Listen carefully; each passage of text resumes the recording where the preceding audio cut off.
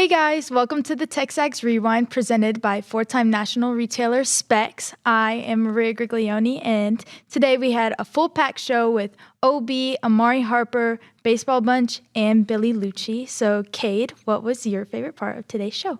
I would say that my favorite part was Amari Harper. I thought that she was a fantastic interview. What was your favorite part, Maria? I would say probably the Go Hour with OB. Just a good segment. Yeah, so check it out. They are the most difficult team to understand because, like, they had that stretch, and again, it was a stretch, but it was a month stretch. Against incredible talent.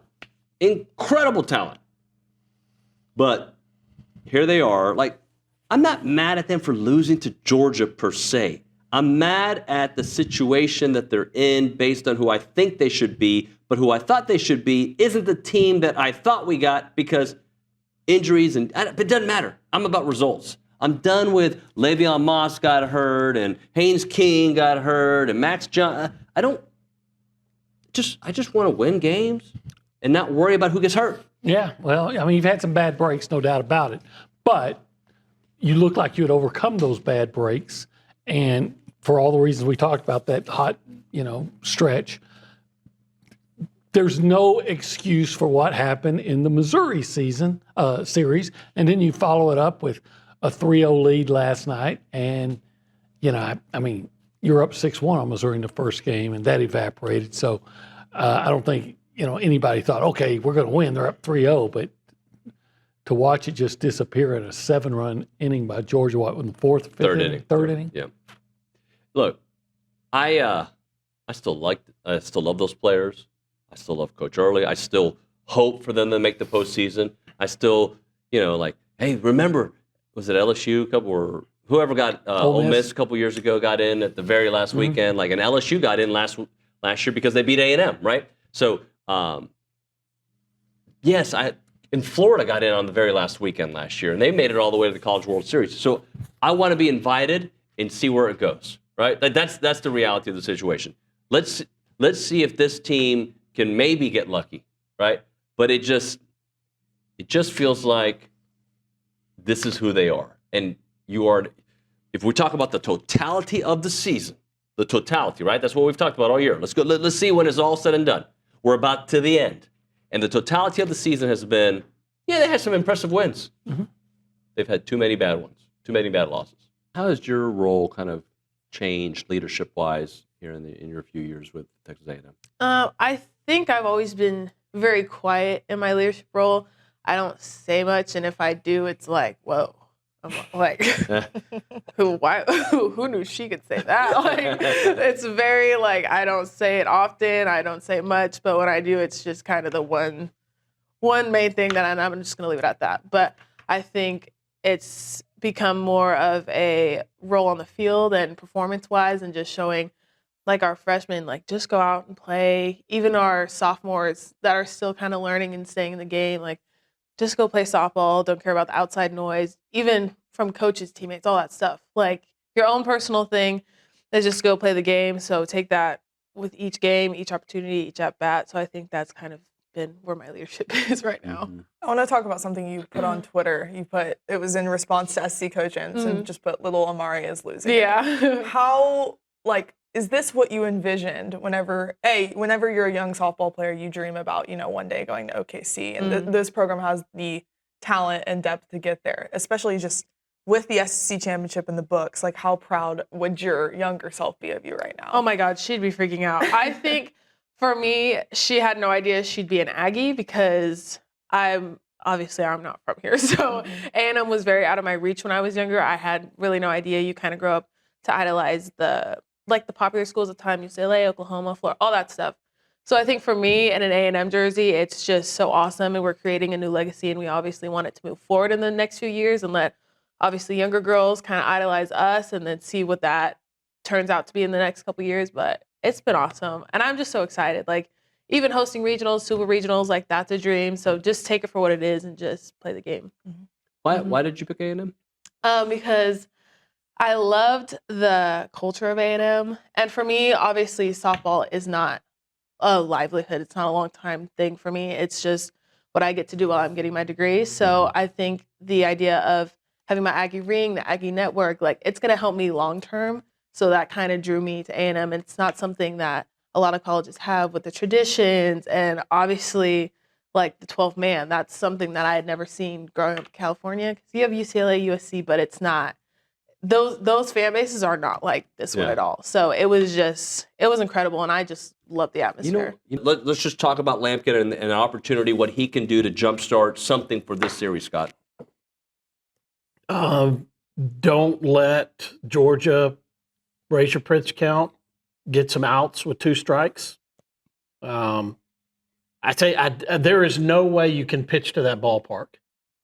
The home run down the line that I don't even think it goes out in the short fence at Olsen Field.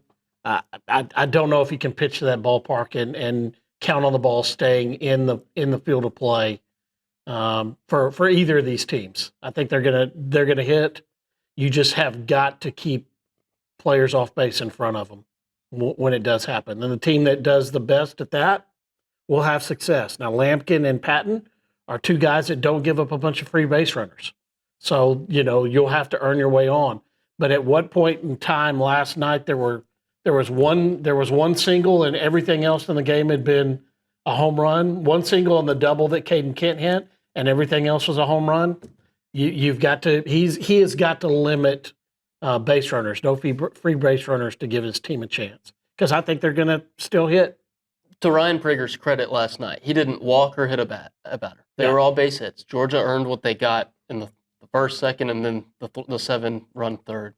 To Scott's point, it's hard to pitch to that ballpark. It's also hard to pitch to that team in that ballpark. The home and road splits are pretty wild.